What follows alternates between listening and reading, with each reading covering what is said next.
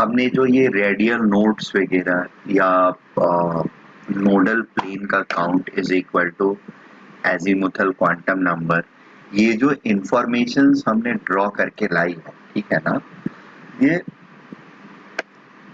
that all information has actually come from these graphs, these three graphs, ठीक है.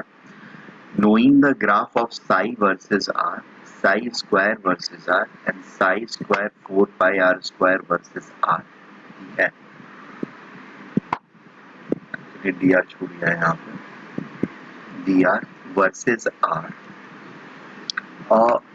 These three plots are key or are important things which has led us to conclude that okay, इसमें इतने radial nodes होते हैं, इतने total nodes होते हैं और ये angular nodes होते हैं, nodal planes होते हैं, ठीक है.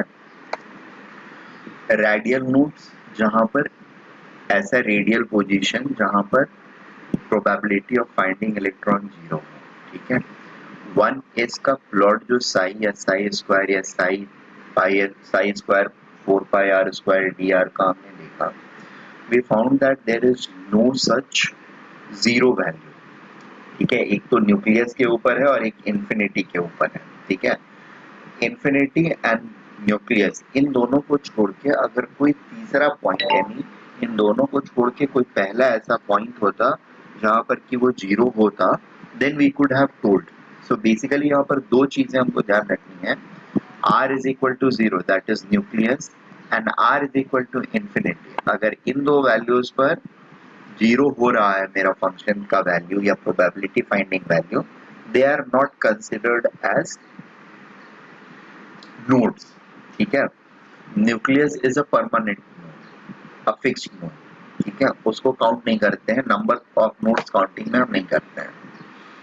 We are just looking out for those nodes which are away from nucleus and are closer with respect to infinity, that is a real non-zero radius value for which probability of finding electron is 0.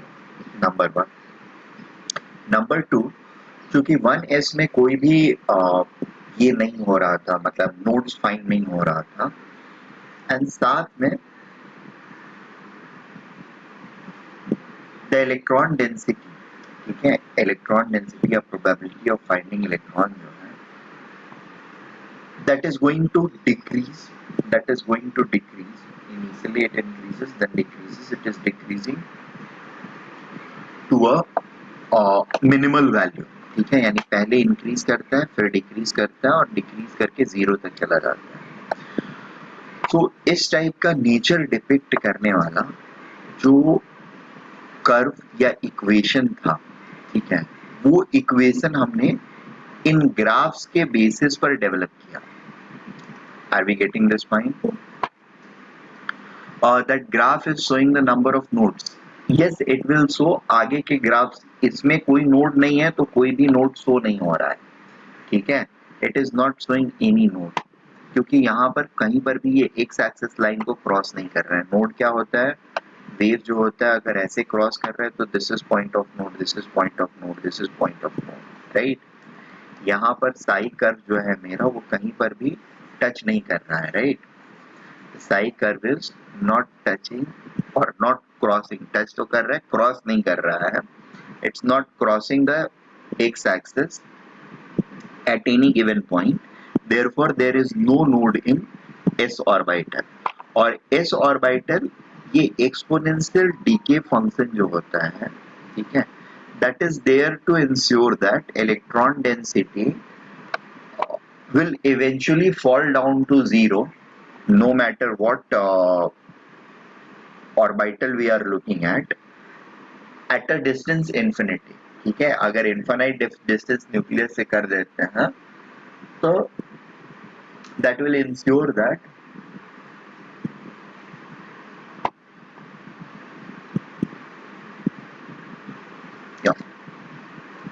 the electron density will fall down to zero and the probability of finding electron will become equal to 1, ठीक है.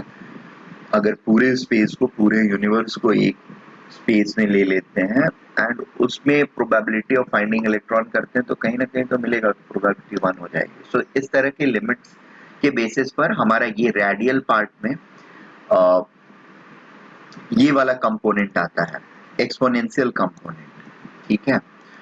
और radial nodes को introduce करने के लिए, यानी nodes मतलब are के वो वैल्यूज जिनके लिए R1, R2, R3 which are the solution of the radial part of a psi function, ठीक है। Radial part of psi function हमने डिस्कस किया था शुरू में भी। psi function can be broken down into R of R into some g of theta and phi, ठीक है। So on the same line or on that line itself I can say that अब ये r radius जो होता है that itself is a function of L and N and L, so r the radial part is a function of N and L and g theta and phi जो है इसको हमने m में club कर रखा है, ठीक है। एंगुलर पार्ट m से हमको पता चलता है, बेसिकली ओरिएंटेशन जो है वो m से पता चलते हैं हमको, तो I can right it like this. तो ये आर एन एल जो है वो यहाँ पे फर्स्ट टर्म जो है, फर्स्ट वन जो है that indicates P Q N value, it indicates P Q N value. और ये सेकेंड वाला नंबर जो है 0, इट्स नॉट 10, इट्स 1,0 और 1 0, ठीक है। This indicates A Q N value. So 1 0 means radial function of 1s, ठीक है। R20 का मतलब radial function of 2s। Radial function of 3p कैसे लिखेंगे? इट विल बी R31, 31, ठीक है, और 3,1। Making sense?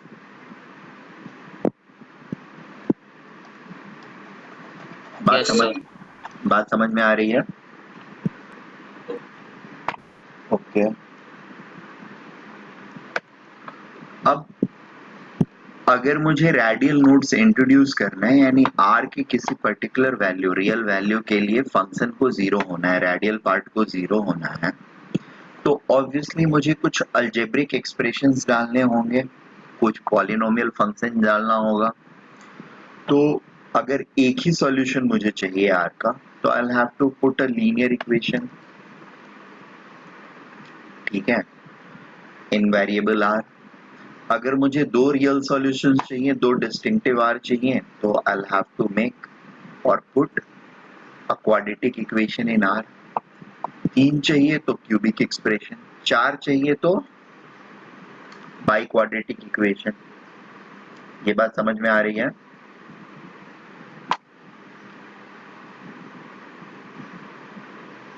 हेलो? हाँ sir. Okay. So that is how we explain the origin of this polynomial functions.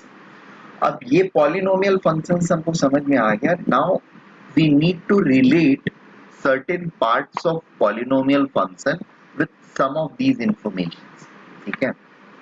सबसे पहला इंफॉर्मेशन ये होता है,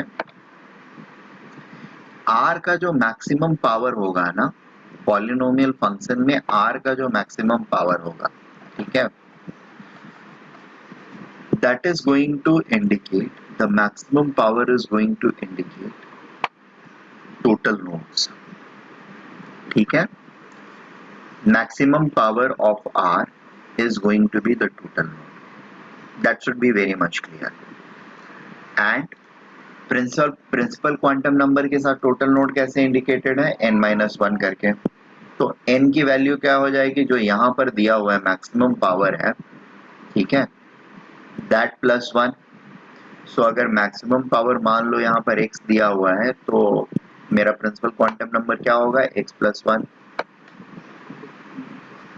इज इट ओके?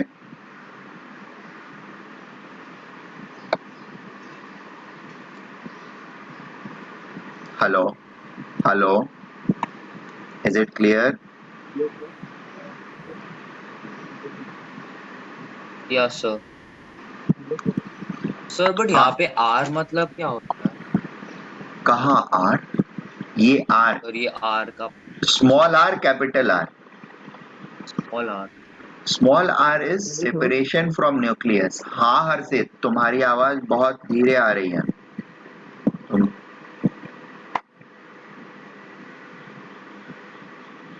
हेलो हर्षित,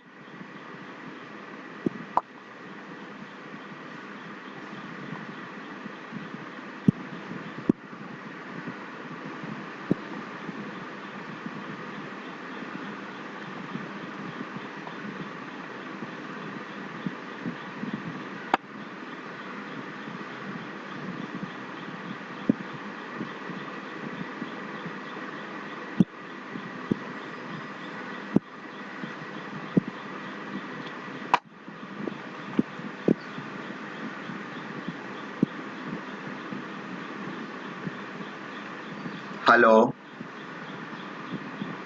हर्षित,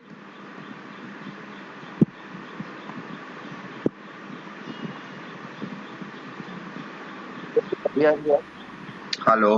हाँ, अभी थोड़ी सी आवाज आई आपकी।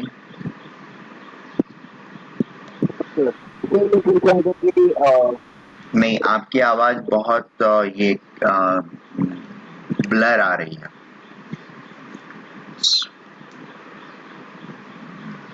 इफ देयर इज पॉसिबिलिटी, थोड़ी सी माइक में कुछ ट्विकिंग करो अपने, या ईयरफोन लगा के if you can talk.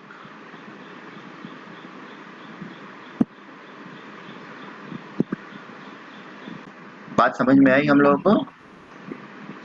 Okay, ठीक है, मैं एक बार इस पे भी बोल देता हूँ। हेलो, तो आप लोगों ने भी सुन लिया होगा। सी, बेसिकली दो चीजें हैं। ये रेडियल पार्ट से नंबर काउंट ऑफ जो ऑर्बिटल्स है ना, जैसे एस ऑर्बिटल एक ही होगा, P orbital 3 different P orbitals होंगे, D orbital 5 different D orbitals होंगे, एफ ऑर्बिटल 7 डिफरेंट ऑर्बिटल्स होंगे। ये जो पॉइंट है कि नंबर ऑफ ऑर्बिटल्स कितने होंगे, that is definitely guided by N and L. ठीक है, there is no doubt in that.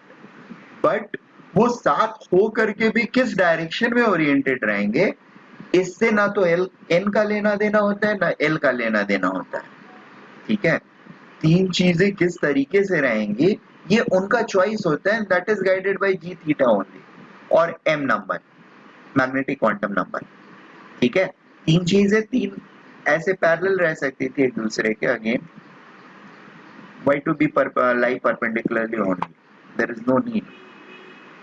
120 पे रह सकते थे अगर प्रॉब्लम है। ठीक है, this is also a good angle, 120। ठीक है।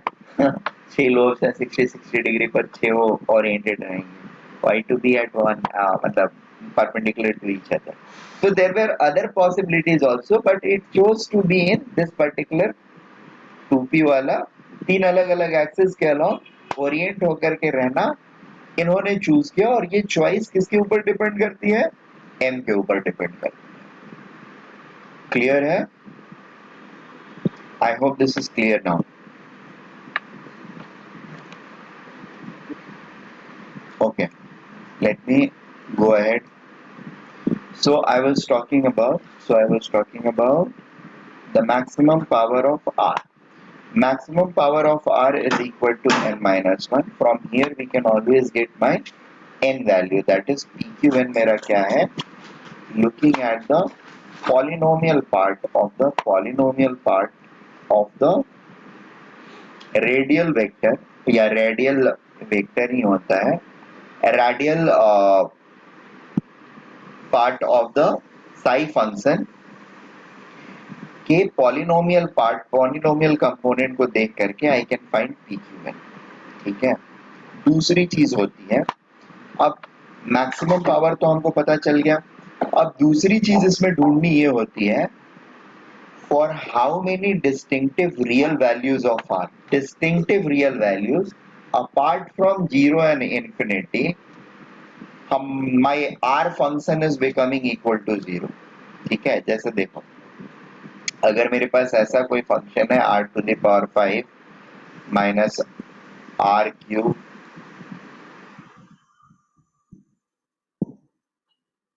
Sorry minus r4 plus r³, ठीक है, और यही मेरा फंक्शन है, ठीक है, फाइनल फंक्शन। तो इसमें बेसिकली इसको मैं r³ को बाहर लेकर के r² माइनस r प्लस 1 लिख सकता हूँ। Is it okay? अब बात ये है कि distinctive r other than 0 and infinity, इसके कितने सॉल्यूशन होंगे? ये तो हमको तीन, मतलब ये पावर तो इसका 5 है, ठीक है, मैक्सिमम पावर इज 5। तो ये किसके ऑर्बिटल को pqn इसका क्या होगा? pqn इज डेफिनेटली 6, ठीक है। तो ये 6 प्रिंसिपल क्वांटम नंबर के किसी एक ऑर्बिटल को इंडिकेट करने जा रहा है।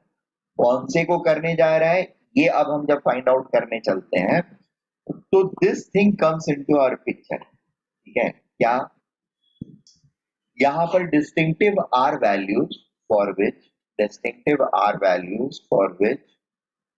The radial function is becoming 0 will be how much?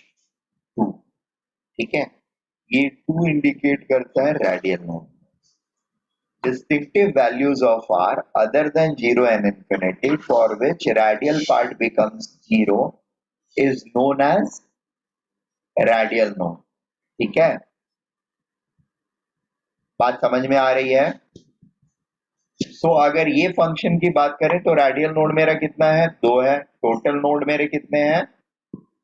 Highest power के बराबर 5 है, तो n-1 5 हो गया, और n-1 माइनस एल जो है वो 2 हो गया, तो एल की वैल्यू क्या हो गई? 3 हो गई। 3 का मतलब क्या हो गया? d ऑर्बिटल हो गया, सॉरी f ऑर्बिटल हो गया। So we are basically talking about ये जो फंक्शन है ये किसका फंक्शन होगा? It will be a 6f function. Now we will simply go to 6f, ठीक है, and will try to locate whether 6f का फंक्शन ऐसा ही है क्या, and we luckily found yes, you are right. Sir आपने वो हाईएस्ट पावर लिया ना अभी? हाँ हाँ सर भाई। ठीक है, अभी हाँ सर। बात समझ में आई हम लोगों को? हाँ sir. Okay, so let us take it down.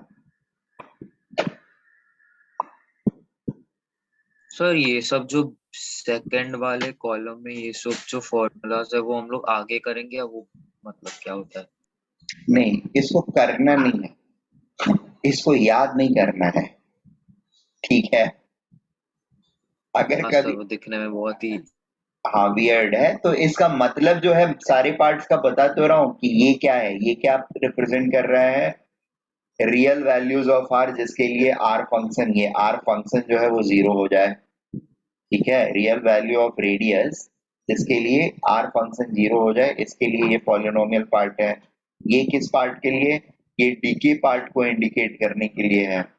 हर जगह पर डीके हो रहा है, राइट, डिक्रीज हो रहा है। तो इस डिक्रीज के लिए, या ऐसे इस पीक को देखो तो ये भी डिक्रीज हो रहा है ना, ऐसे सिमिलरली नीचे से उसी तरीके से डिक्रीज हो रहा है। so these decreases को शो करने के लिए that exponential decay का part is there in the radial function, ठीक है। तो ये आपको बेसिकली याद नहीं करना होता है, बट हाँ अब इसका एप्लीकेशन क्या होगा पहले तो आपको समझना था, है क्या, किस कंपोनेंट का क्या मतलब है, कहाँ से आया है, ठीक है। अब इसका एप्लीकेशन क्या हो सकता है, ऑब्वियसली वो भी बताऊंगा, बिना उसके तो छोड़ूंगा नहीं, ठीक है। अब आर नॉट अगर मेरे पास आ गया, यानी आर फंक्शन आ गया मेरे पास, साथ में जी फंक्शन अगर आपको दिया जाता है तो ठीक है, नहीं दिया जाता है तो कोई बात नहीं है, आर एन एल से ही आप काम चलाएंगे। मान लो आपको ये बोला जाता है, कुछ भी बोला जा सकता है, find the value of R for which the probability of finding density will be, और finding an electron will be non, या मोस्ट प्रोबेबल रेडियस क्या होगा, most probable radius of an atom, या मोस्ट प्रोबेबल डिस्टेंस और separation of an electron from nucleus क्या होगा इस particular orbit में। तो उसको कैसे करोगे, यू नो दैट आपको प्रोबेबिलिटी मैक्सिमाइजेशन करना है, right. That means Sai function अगर दिया हुआ है या आर का एनएल फंक्शन एलएन पार्ट दिया हुआ है तो इसको मैक्सिमाइज करना होगा आपको। कैसे करोगे, तो आप Sai square 4 pi r square d are पहले लोगे, और ये जो फंक्शन आएगा, मान लो कुछ भी बोल लेते हैं इसको, पाई फंक्शन, ठीक है। नाउ इस फंक्शन को हम लोगों को मैक्सिमाइज करना होगा, right. This is the probability function. Probability को मैक्सिमाइज करना है और जिस रेडियस के लिए वो मैक्सिमम हो जाएगा, दैट इज द प्लेस जिसके लिए, जिसकी हम बात करने की कोशिश कर रहे हैं। अब ये फाई फंक्शन कैसे मैक्सिमाइज होगा, तो you will have to take phi d phi by dr first derivative, then you have to take the d square phi by dr square। ये ग्रेटर देन जीरो होना चाहिए और इसको जीरो इक्वेट करिए for some value of R. जो value of R के लिए zero हो रहा है और ये लेस देन जीरो हो रहा है, that will indicate the maximum value और maximized value of function, that will indicate the maximum point, ठीक है। और वो मैक्सिमम पॉइंट के बेसिस पर आप ये कंक्लूड कर सकते हैं कि this is my separation from nucleus जहां पर probability of finding electron is maximum। Is it okay? And therefore we can say that yes that sir. is the average separation of या most probable separation of electron from nucleus, ठीक है। ऐसा भी एक दो question, एक question कराऊंगा मैं, don't worry. So these are application. खैर वो बड़े एंड का एप्लीकेशन है, अभी छोटे एंड मतलब बड़े एंड का application, that is one of the application. There are many applications.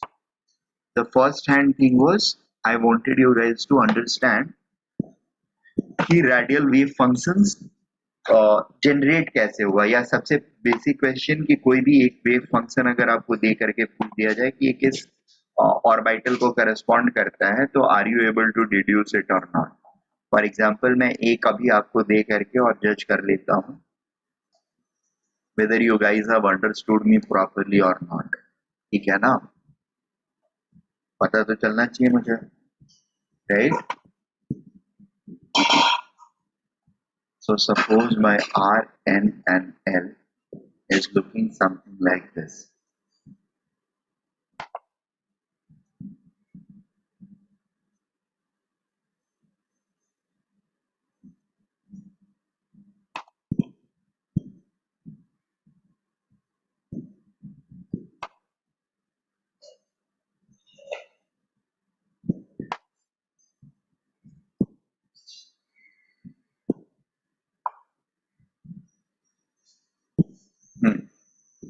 RNL मेरा इस तरह का दिख रहा है। What is the value of NN?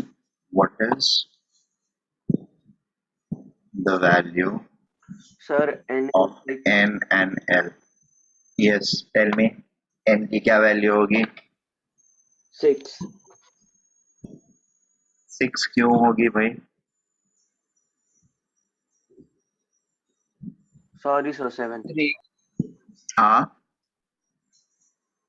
बताइए। सर 7 ना। सर ये सॉल्व करना है। हाँ यही सॉल्व करना है। What is the value of N and L? नहीं 7 नहीं है, 7 तो हाईएस्ट पावर है।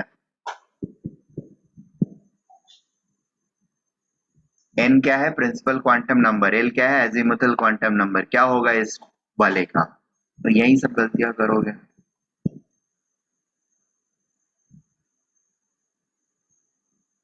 हाईएस्ट पावर क्या इंडिकेट करता है? R का हाईएस्ट पावर जो है वो क्या इंडिकेट करता है?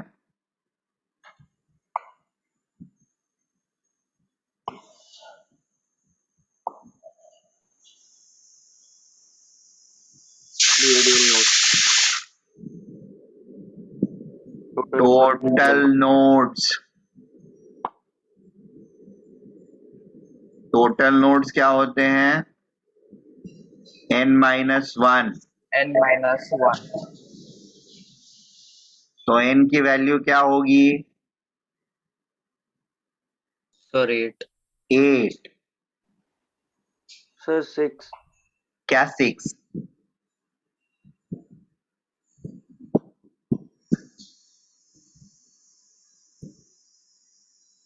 n-1 हाईएस्ट पावर है और हाईएस्ट पावर जो है वो 7 है, तो n-1 अगर 7 है तो n क्या होगा?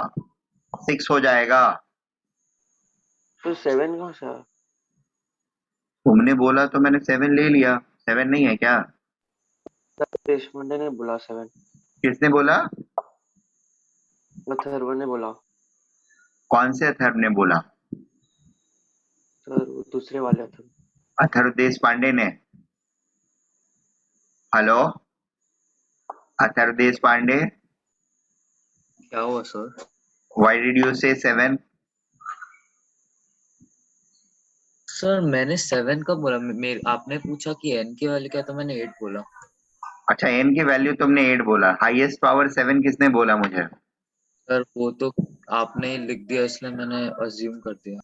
मैंने कहाँ लिखा है? मैंने तो कहीं लिखा ही नहीं है। मैंने तो जस्ट अभी लिखा आप लोगों से सुनने के बाद। तो 7 नहीं है। सर 7 6 होगा ना? सिक्स सर सर वैसे भी वॉकमैन 7 होगा। वैसे भी 7 होगा ही। होगा ही कि हाँ नहीं सर, होगा? क्योंकि r square into r square वो 4 हो सर जाएगा, 7 ही होगा। वो 7 7 ही ही होगा। होगा। हाँ सर। ओके, ठीक है।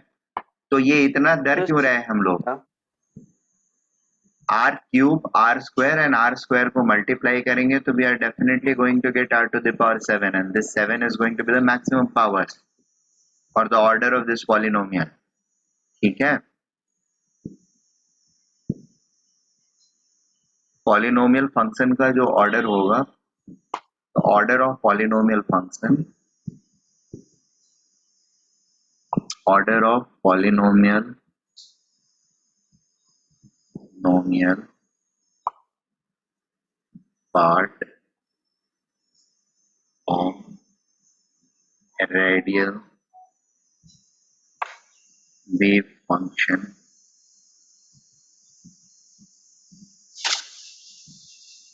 indicates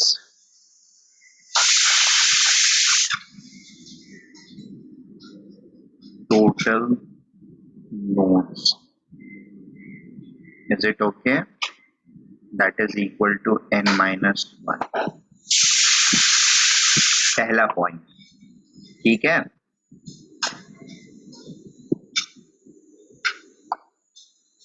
सो पी क्यू एन क्या हो जाएगा हमारा?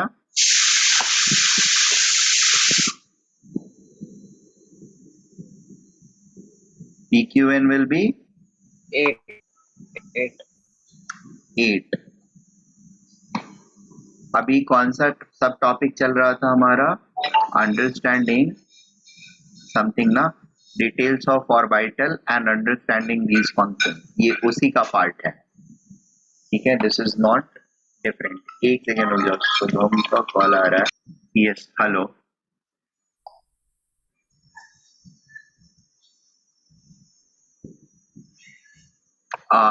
एक सेकेंड, ये नोट कर लिया है आप लोगों ने?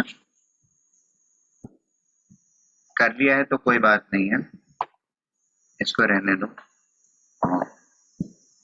Let me start from slightly like beginning. तो साई एन, सर ATM का वैल्यू बता देता हूँ, पहले मुझे थोड़ा सा ये नोट करा देने दो, पॉइंटर नोट करा देने दो। साई एम एल एम और साई आर थीटा फाई और psi X Y Z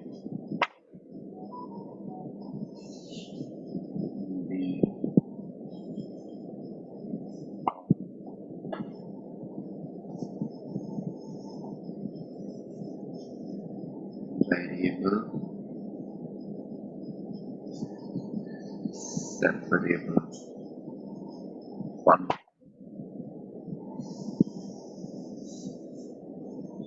can be split into R,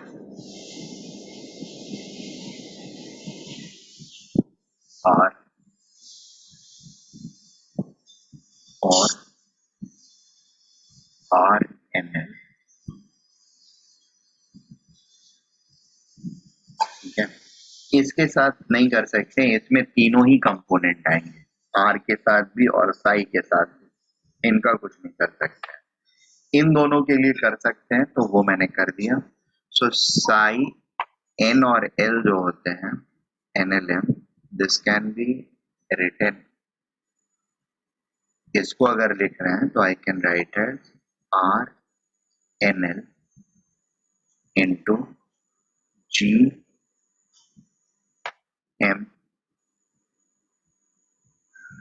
या फिर R थीटा फाई को लिख रहे हैं R थीटा फाई, तो इसमें हमारा रहेगा R into G theta N। So basically ये दो चीजें कोरिलेटेड हैं एंड साइमल्टेनियसली ये दो चीजें भी कोरिलेटेड हैं।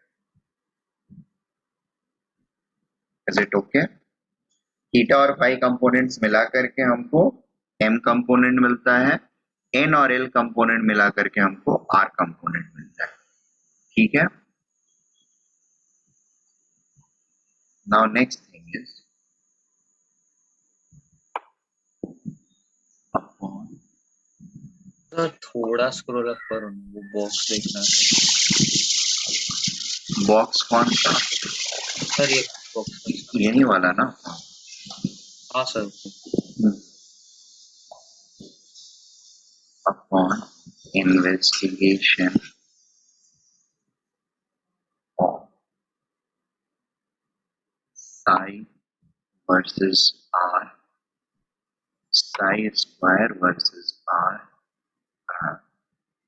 psi square 4 pi R square dr versus R.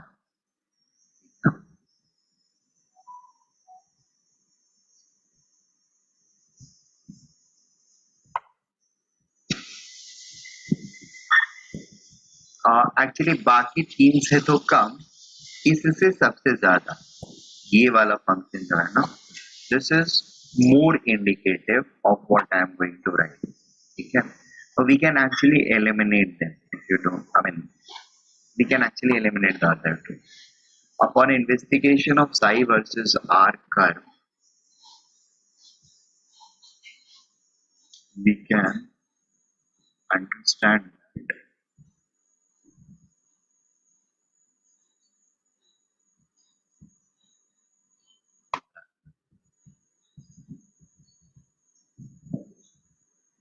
it follows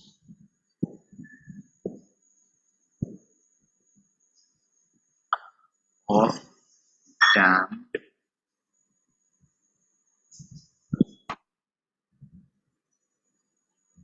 oscillation system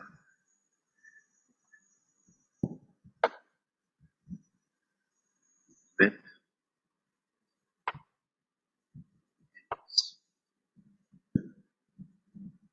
amplitude of vibration, amplitude of wave motion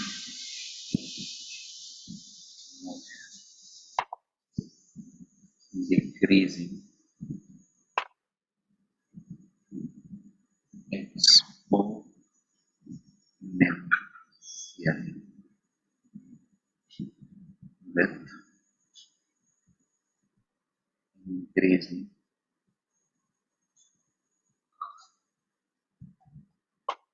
therefore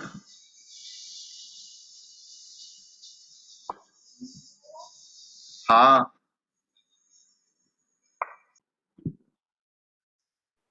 Hello, sir. Yeah, hello, I'm back. I was actually shifting my position.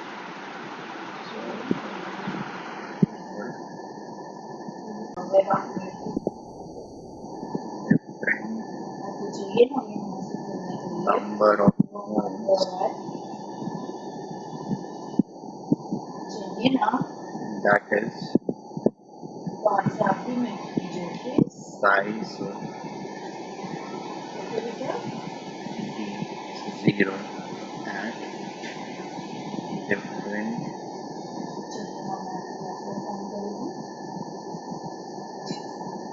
real non-zero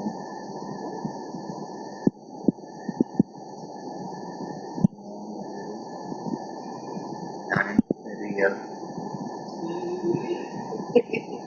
radius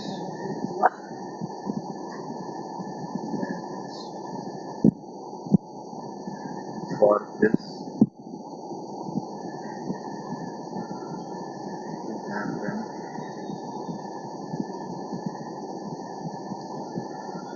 to happen polynomial function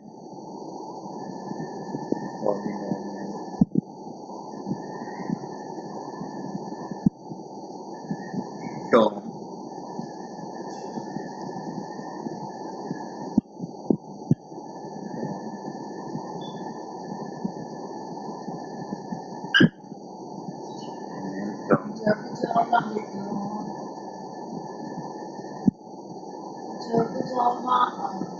is contained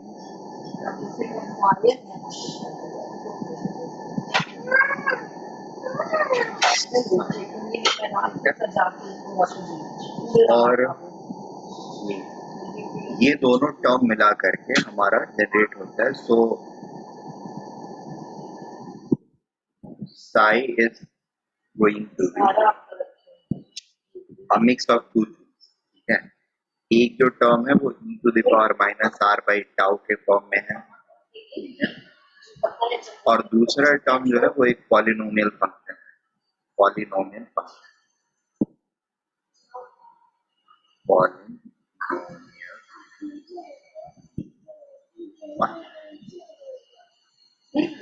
और उसके बाद एक इसमें part होता है वो होता है ट्रिग्नोमेट्रिक फंक्शन, ट्रिग्नोमेट्रिक फंक्शन, ठीक है.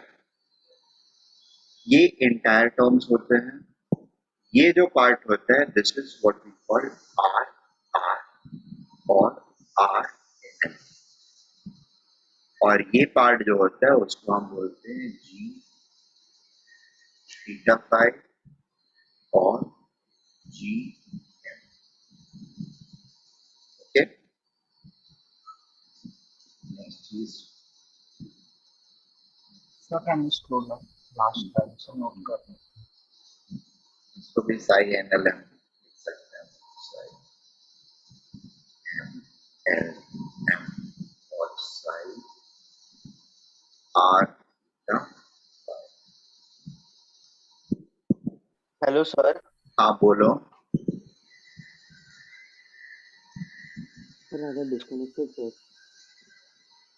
तो मेरा अभी स्क्रीन एकदम नहीं दिखने लगा. दिख सर रहा मेरा है, तो देयरफॉर से नहीं. दिख रहा है कि नहीं दिख रहा है? हाँ सर अभी दिख रहा है. सर वो देयरफॉर से नहीं लिखा है बस थोड़ा सा. Therefore, ठीक है. सर वो क्या लिखा है साफ, मतलब e raised to minus r divided by Tau. हाँ Tau is something, वो ये है, अलग अलग वैल्यू अलग अलग ऑर्बिटल के लिए होते जाएगा. General form is we are not interested in tau, I am more interested in e to the power minus r function. Sir ये टॉर्क वाला टाव है? नहीं नहीं सर मतलब वही साइन है ना, मतलब वही साइन है. हाँ, साइन वही है, मतलब सेम नहीं है. टॉर्क वाला टाउ बोलोगे तो टॉर्क से मतलब मैं कंपेयर करूंगा ना, तो इसलिए मैंने बोला कि नहीं वो टॉर्क वाला टाउ. सर आपके कर्सर के पीछे सर मेरे को दिखने सर वो एल है ना कहाँ पर? सर ऊपर से चौथा line first second third fourth r by e to the power minus r by l नहीं, it's tau. सर वो कैसे लिखते हैं छोटा वाला t पता है, ऐसे कर्सिव के टाइम हाँ पर सर लिखते हैं ना, बीच से ना कट करके इसके टॉप पे टेंजेंशियली कर्व ओके सर मारते हैं, ठीक है, this is tau.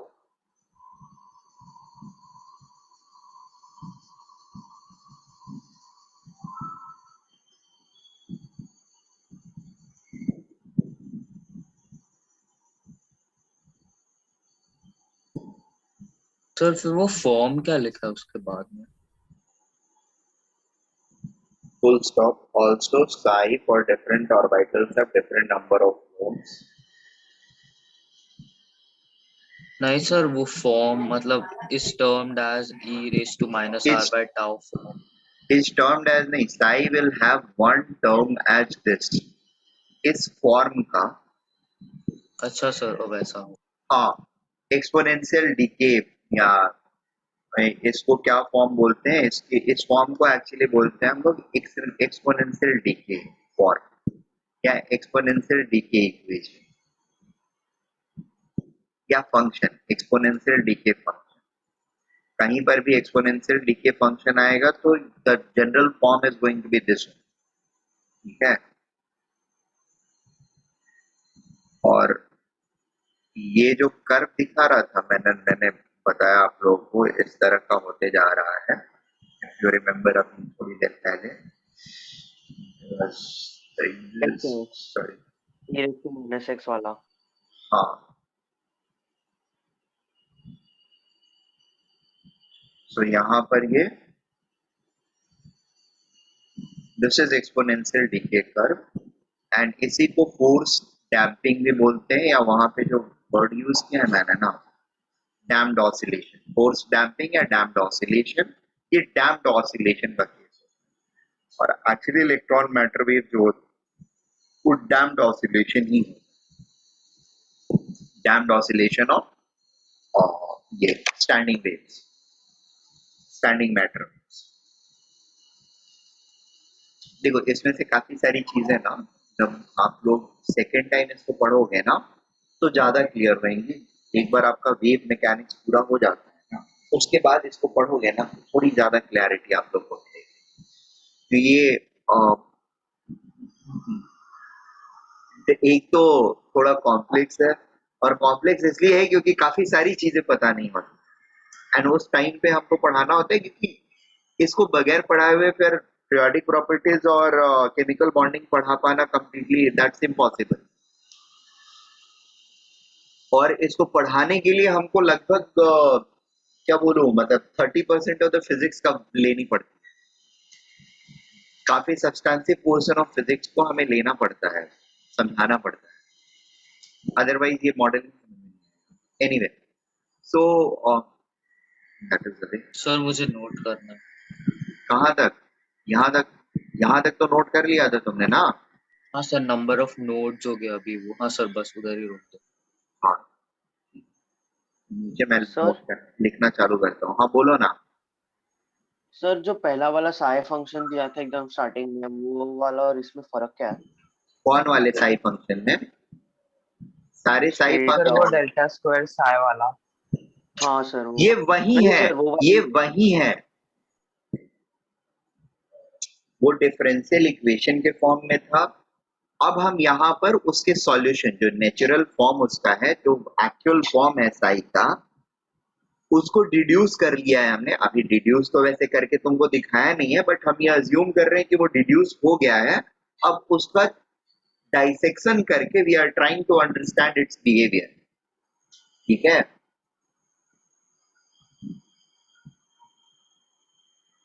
We are trying to separate it into different parts, और हर पार्ट से कुछ इंफॉर्मेशन ला करके एंड हम उसको समझने की कोशिश कर रहे हैं. Is it okay?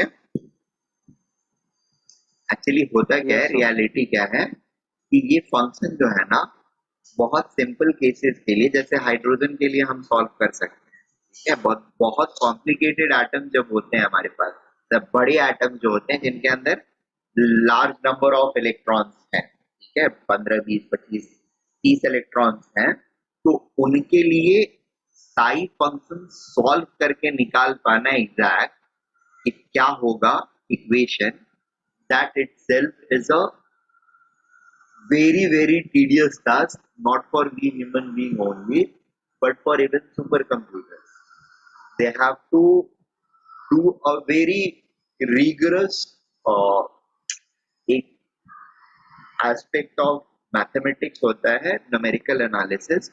They have to apply different methods of numerical analysis in order to solve it for uh, systems in which have multiple electrons. ठीक है, ऐसे में एग्जैक्ट सॉल्यूशन का फॉर्म क्या होगा वो तो हमको पता ही नहीं चल पाता है, या एग्जैक्ट सॉल्यूशन में हम इंटरेस्टेड भी नहीं होते हैं, क्योंकि वो कॉम्प्लिकेटेड चीजें बहुत ज्यादा अगर हम रिफाइन करके पता भी कर लेते हैं, उससे हमारा कुछ भला ज्यादा नहीं होता है। जितना भला हो सकता है, यानी जितनी चीजें हम कोहेरेंटली समझ सकते हैं उसको, या जितनी चीजों को, जैसे ये प्रॉपर्टीज हमने समझ ली हैं, तो इससे हमारा मेजर एक्सप्लेनेशंस जो होते हैं,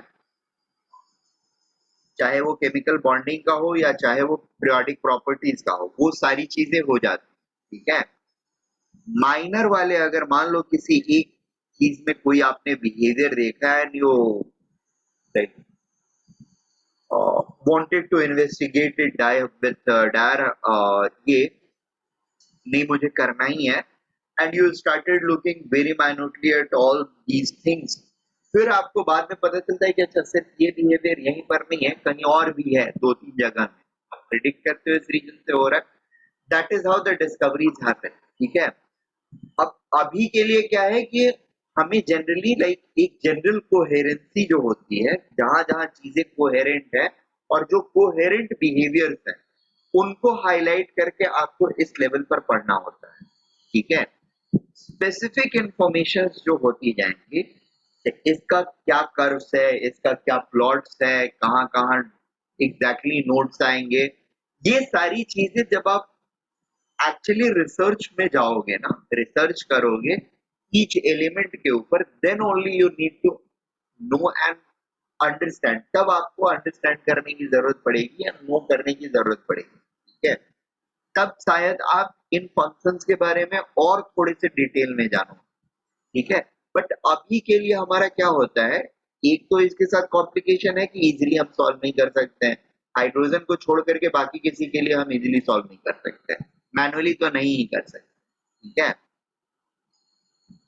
कंप्यूटर्स के थ्रू जब हम करते हैं तो अब हमारा एम क्या हो जाता है कि क्या हम उतना एफर्ट डालें या उतनी इंफॉर्मेशन निकाल के रख भी लें, जैसे एक्चुअल फंक्शन अगर हम निकाल के रख भी लेते हैं, how useful is it going to be in order to describe the properties of that particular atom, ठीक है। अगर मुझे लगता है कि एकदम प्रिसाइज इक्वेशन 100% देता है आइडिया, और ये सारे फॉर्म्स मुझे अराउंड 85 to 90% तक इंफॉर्मेशन दे रहे हैं, तो मैं प्रिसाइज के ऊपर एटलीस्ट आप लोगों के लेवल पर, तो कोई भी आप लोग को उस लेवल पर नहीं लेकर के जाएगा, that is not required, that is not required at all. In fact graduation तक में भी हम लोग को नहीं जाना होता है, आईआईटीज में इनफैक्ट हाइड्रोजन के लिए इसका सिर्फ सॉल्यूशन करना होता है, उसके आगे नहीं सोचना होता, ठीक है। सो that is how it is. हाँ, ये जरूर है, इसको सॉल्व कैसे कैसे किया जाएगा, कंप्यूटर्स में एल्गोरिदम क्या होंगे जिसके थ्रू ये सॉल्व होगा, ये सारी चीजें डिफरेंट आपको ये पेपर्स के अंदर में पढ़ना होता है। एक ही पेपर में कुछ भी नहीं पढ़ना होता है, you have different papers over there. जैसे न्यूमेरिकल एनालिसिस एक पेपर होगा जिसके अंदर में सारे न्यूमेरिकल मेथड्स पढ़ने होंगे, जिसके थ्रू हम different types of differential equations जो अदरवाइज अलजेब्रिकली या नॉर्मल सॉल्यूशन, नॉर्मल प्रोसेस में सॉल्व नहीं हो सकते, जैसे तुमने एक बोला था वो नॉन इंटीग्रेबल फंक्शन था ना, e to the power minus x square dx, ठीक है, that is a non integrable function. मुझे लगा था पहले हो जाएगा लेकिन नहीं होता है, वो नॉन इंटीग्रेबल है। तो अब उस फंक्शन का जब मुझे इंटीग्रेशन, लेकिन मैं इंटीग्रेट करके उसकी फाइनल वैल्यू निकाल सकता हूँ। I cannot find the indefinite integral of e to the power minus x square dx, but I can surely find the definite integral of e to the power minus x square dx between some ranges। ठीक है, कि कोई अगर range हमने दे दिया x1 और x2 तो मैं ये फाइंड कर सकता हूँ, बट इसका इंडेफिनिट इंटीग्रल अगर फाइंड करना होगा तो नहीं कर सकता। ठीक है, same is the case over here. हमें वो चीजें पता करने के बाद अपडेट करने के लिए मिल जाता है, और वो मेथड्स वहां पर हम उसके अंदर सीखते हैं जिससे सॉल्व करते हैं।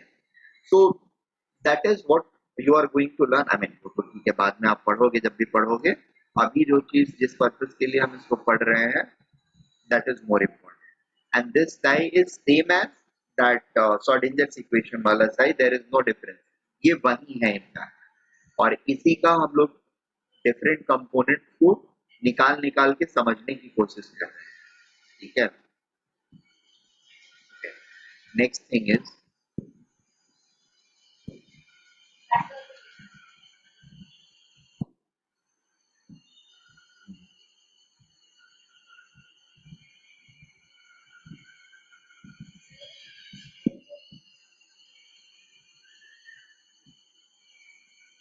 द ऑर्डर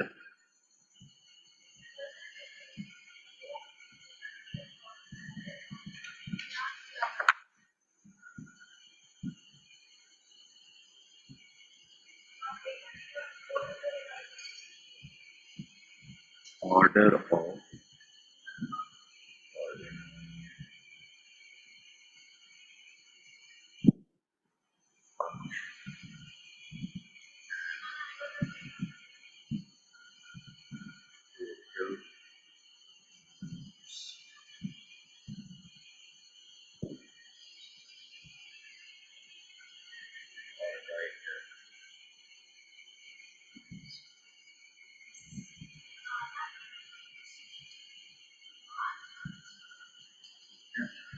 दूसरी चीज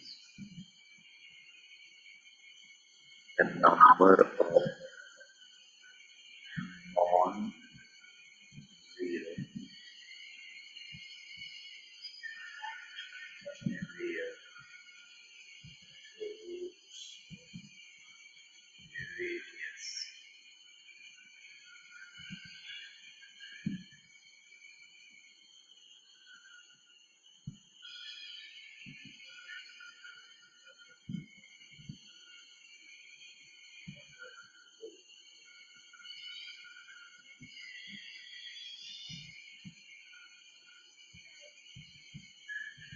सर सर आपने कल बोला था कि वो जो हम लोग बात कर रहे थे वो रेडियल नोड के बारे में बात कर रहे थे, मतलब कि क्या क्या order number of non-zero real roots of radius for which psi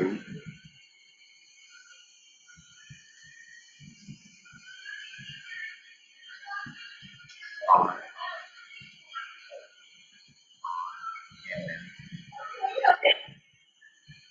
becomes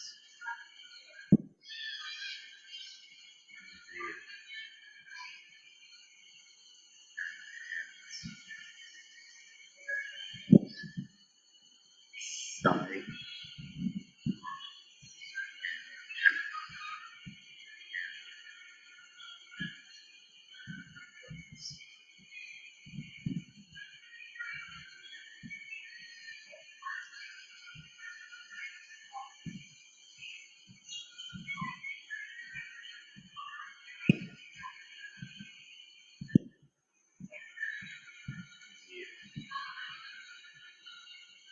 indicates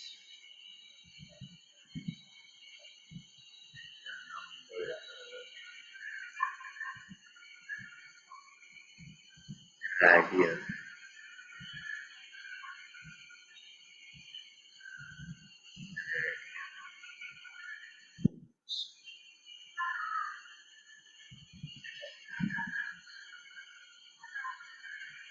this means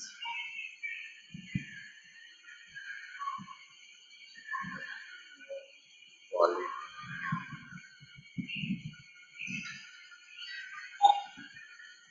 function will have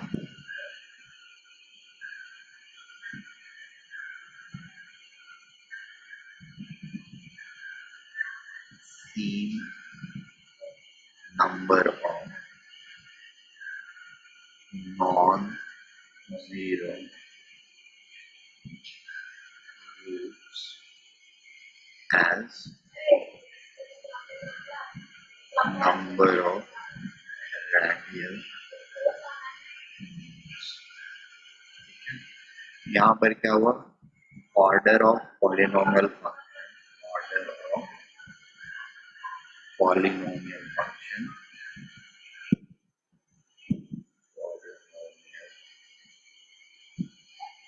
polynomial function is equal to n minus 1. ठीक है, और number of radial nodes, sorry, number of non-zero roots is equal to n minus l minus 1. ठीक है, equation 1 और equation 2 से हमको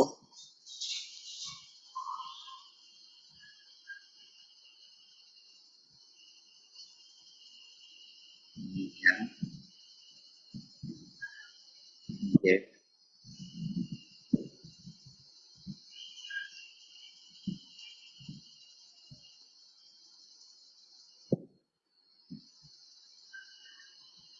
information about orbital based on RR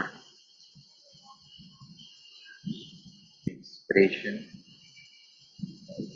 or we can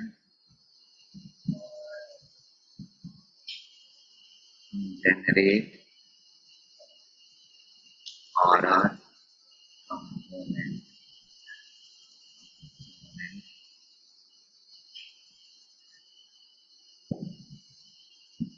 of psi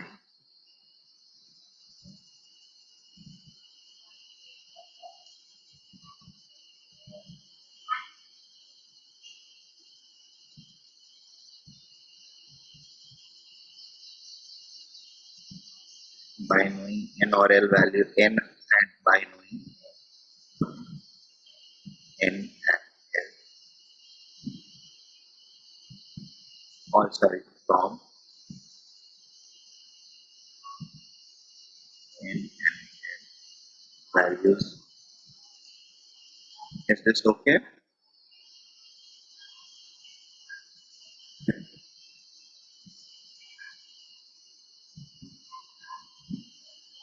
अब यहाँ पर ये जो क्वेश्चन है इसको सॉल्व कर लो। इसका सर वो लास्ट टाइम लिखने बाकी है। हाँ सर मेरा बाकी है। ठीक है, नोट कर लो।